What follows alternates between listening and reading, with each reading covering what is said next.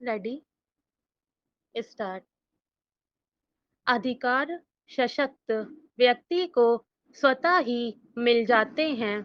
इसका अर्थ यही हुआ कि यदि आपको अधिकार चाहिए तो स्वयं को सशक्त बनाना होगा।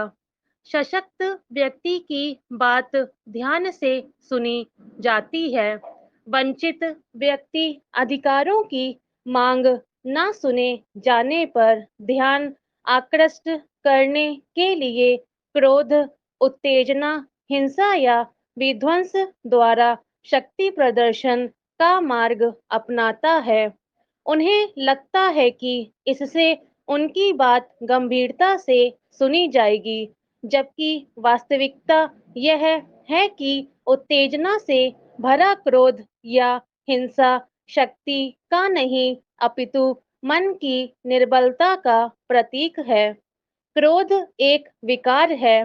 यह प्रचंड ज्वाला के रूप में जलता हुआ विकराल तो लगता है, पर लाभदायक कदापि नहीं होता। विध्वंसक तरीके से अधिकार मांगना और अधिकारों के लिए वास्तविक संघर्ष करना, दोनों में बड़ा अंतर है।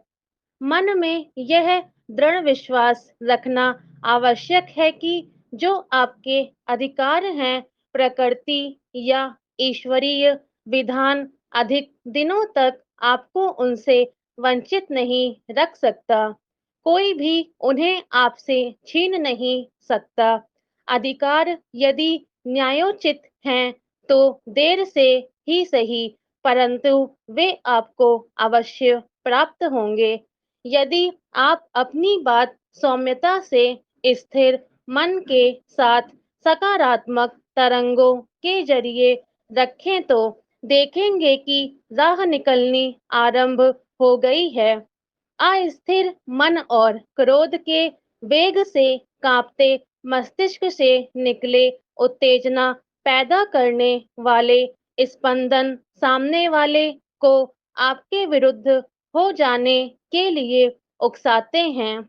अधिकार देने से अधिक वह अधिकारों में कटौती की बात सोचने लगता है। ध्यान रहे कि अधिकार विलासिता के लिए नहीं है, ना ही मात्र भोग के लिए। अधिकार पा लेने से कार्य समाप्त नहीं हो जाता, अपितु बढ़ जाता है।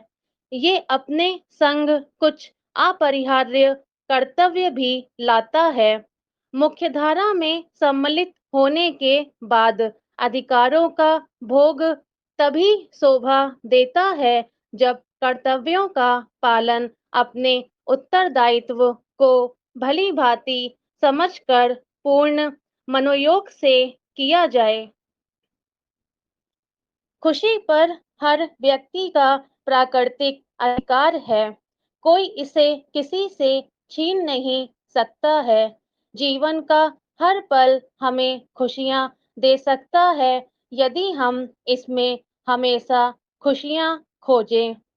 किसी इंसान का मन जब खुश होता है तो वह बहुत सहज महसूस करता है।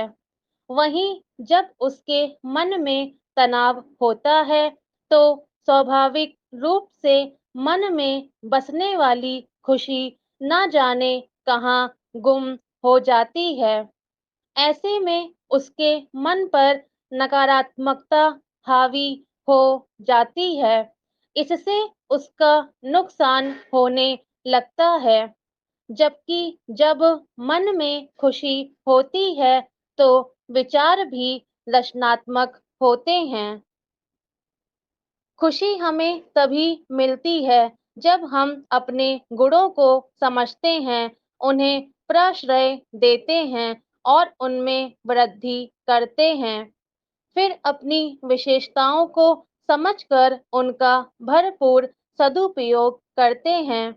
वे व्यक्ति जीवन में अधिक खुश रहते हैं जिनके जीवन का उद्देश्य स्पष्ट होता है। जिन व्यक्तियों को यह ज्ञात होता है कि वे अपने उद्देश्य, अपने लक्ष्य, अपने गंतव्य की ओर बढ़ रहे हैं, तो उनकी प्रसन्नता भी निरंतर बढ़ती रहती है।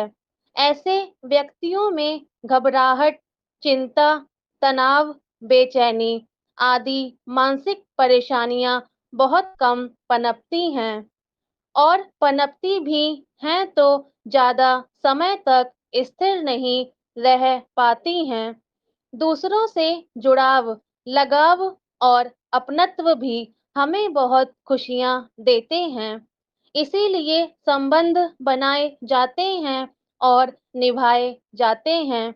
जो व्यक्ति दूसरों के साथ बड़ी आसानी से सामंजस्य बैठा लेता है, अपनत्व जोड़ लेता है, वह स्वयं खुशी तो पाता ही है, दूसरों को भी खुशी देता है। हमारा शरीर और मन एक दूसरे से जुड़े हैं, दोनों एक दूसरे पर आश्रित हैं। शरीर स्वस्थ होगा तो हमारा मन भी स्वस्थ होगा। इसलिए खुश रहने के लिए हमारे शरीर एवं मन का स्वस्थ रहना जरूरी है। खुशी के बिना जीवन में निरस्ता छा जाती है। जीवन बुझा बुझा सा प्रतीत होता है। इसलिए ऊर्जावान और प्रेरित बने रहने के लिए भी व्यक्ति का खुश रहना बहुत ही आवश्यक है। स्टॉप।